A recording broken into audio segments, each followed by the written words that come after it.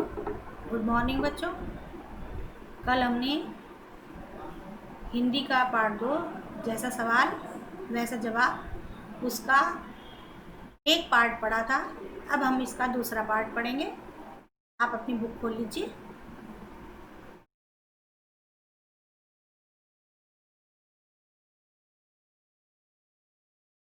यहाँ लिखा है, ख्वाजा साहब अचकन पगड़ी पहनकर दाढ़ी सहलाते हुए अकबर के पास पहुँचे और सिर झुकाकर बोले, बीरबल बड़ा बुद्धिमान बनता है।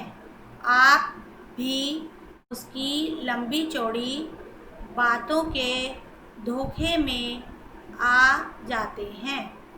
मैं चाहता हूँ कि आप मेरे 3 सवालों के जवाब पूछकर उसके दिमाग की गहराई नाप लें। उस नकली अक्ल बहादुर की कलई खुल जाएगी।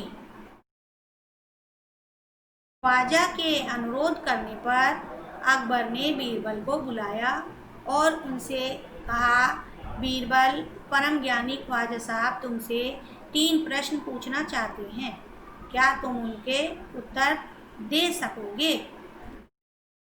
यहाँ तक हमने पढ़ा था, फिर भी मैं एक बार आपको समझा देती हूँ। ख्वाजा साहब अचकन मीन्स लंबा कुर्ता, पगड़ी पहनकर और अपनी दाढ़ी को खुजलाते हुए अकबर के पास पहुँचे और अपना सिर खुजाते हुए बोले, बीरबल बहुत ही चतुर बनता है, दिमागदार बनता है। आप उसकी बड़ी बड़ी बातों में, यानी जो वो बातें बनाता है उसके धोखे में आ जाते हैं। मैं चाहता हूँ कि आप मेरे 3 सवालों के जवाब पूछकर उसके दिमाग की गहराई को नाप लें या उसके दिमाग की परख कर लें। उस नकली अक्ल बहादुर, यानी जो वो अक्ल बहुत बुद्धिमान बनता है, उस नकली अक्ल बहादुर की या नकली बुद्धिमान की कलाई खुल जाएगी। मीन्स पता उसकी पोल भी, जिसको कलई खुलना या बात खुलना, उसकी सारी बुद्धिमानी आपके सामने आ जाएगी। ख्वाजा के अनुरोध करने पर अकबर ने बीरबल को बुला लिया और उससे कहा कि बीरबल, तुम परम ज्ञानी हो, ख्वाजा साहब जो है आपसे 3 प्रश्न पूछना चाहते हैं, क्या तुम उनके उत्तर दे सकोगे? बीरबल बोले, जहाँ पनाह जरूर दूंगा, खुशी से पूछें। ख्वाजा साहब ने अपने 3 सवाल लिखकर बादशाह को दे दिए। बीरबल बोले, जहाँ पनाह मैं जरूर उत्तर दूंगा, खुशी से आप पूछ सकते हैं। ख्वाजा साहब ने अपने 3 सवाल पहले ही लिख रखे थे, वो उन्होंने बादशाह को दे दिए। अकबर ने बीरबल से ख्वाजा का पहला प्रश्न पूछा, संसार का केंद्र कहाँ है? बीरबल ने तुरंत जमीन पर अपनी छड़ी गाड़कर उत्तर दिया, यही स्थान चारों ओर से दुनिया के बीचों बीच पड़ता है। यानी जब उन्होंने पूछा कि संसार का केंद्र या केंद्र कहाँ है, तो बीरबल ने क्या किया कि उसके पास छड़ी थी, उसने वहीं जमीन पर उसे गाड़ दिया और उससे कहा कि ये जो स्थान है चारों ओर से दुनिया के बीचों बीच पड़ता है। यदि ख्वाजा साहब को विश्वास न हो तो वे फीते से सारी दुनिया को नापकर दिखा दें कि मेरी बात गलत है।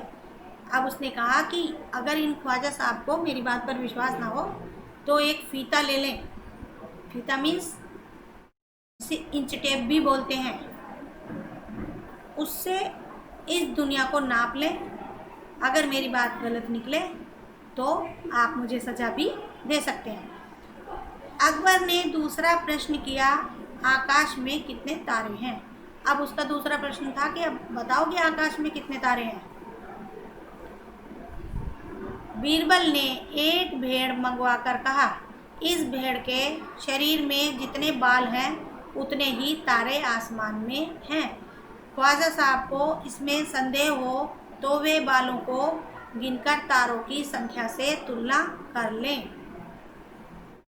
बीरबल ने जब उनने कहा कि आकाश में कितने तारे हैं, तो बीरबल ने एक भेड़ को मंगाया और उस भेड़ के शरीर पर जितने बाल थे उन्हें गिनने के लिए कहा कि जितने इसके बाल हैं उतने ही आसमान में तारे हैं, क्योंकि ना तो बाल गिने जा सकते हैं और ना आसमान में तारों का पता लगाया जा सकता है। तब उन्होंने कहा कि ख्वाजा साहब को अगर संदेह है तो वे इन बालों को अपने आप से गिन लें और इनकी संख्या से तुलना कर लें कि इस आकाश में कितने तारे हैं। अब अकबर ने तीसरा सवाल किया, संसार की आबादी कितनी है?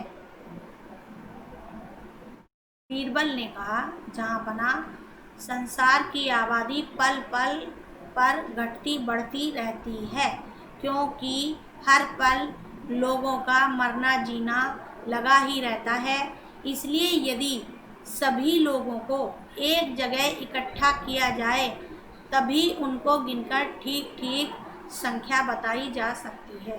अब बीरबल ने कहा कि जनसंख्या का पता लगाने के लिए उनको एक जगह इकट्ठा किया जाए। क्यों? क्योंकि पल पल में आबादी तो घटती और बढ़ती है, लोगों का मरना, कुछ लोग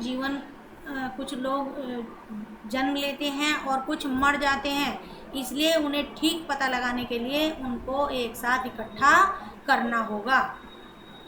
बादशाह तो बीरबल के उत्तरों से संतुष्ट हो गया, लेकिन ख्वाजा साहब नाक भौं सिकोड़कर बोले, ऐसे गोलमोल जवाबों से काम नहीं चलेगा जनाब। बीरबल बोले, ऐसे सवालों के ऐसे ही जवाब होते हैं, पहले मेरे जवाबों को गलत साबित कीजिए तब आगे बढ़िए।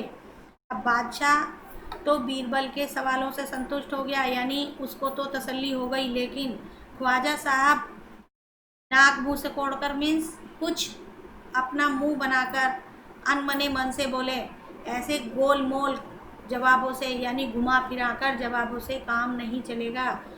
तब बीरबल ने कहा कि ऐसे सवालों के ऐसे ही जवाब होते हैं, पहले मेरे सवालों को तुम गलत कर दो तब आगे बढ़ो। आगे बढ़ने का मतलब है उसके बाद मुझसे दूसरे सवाल करना। ख्वाजा साहब से फिर कुछ बोलते नहीं बना। अब ख्वाजा साहब के पास और कोई सवाल नहीं थे, इसलिए वो बोलते नहीं बना का मतलब है ख्वाजा साहब चुप हो गए। लेसन आपका पूरा हो गया। अब इसका अभ्यास कार्य है, क्वेश्चन आंसर है आपके, और आपके शब्द अर्थ हैं वो भी आपको पूरे करा दिए जाएंगे। आप इस लेसन को 2-3 बार अच्छे से पढ़ेंगे, समझेंगे, फिर अब आप अपने अभ्यास कार्य को और क्वेश्चन आंसर को करेंगे। धन्यवाद।